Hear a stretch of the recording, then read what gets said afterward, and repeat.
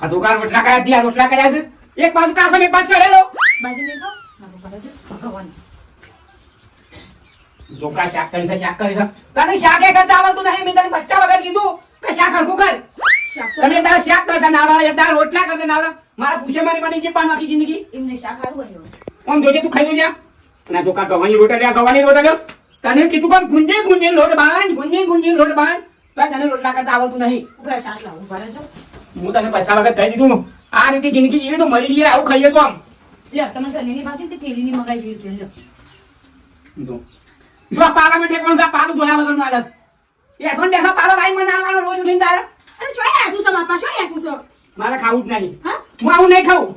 હું નહીં ખાવું ભૂસે મરી જાઉં પણ હું ખાવ જ નહીં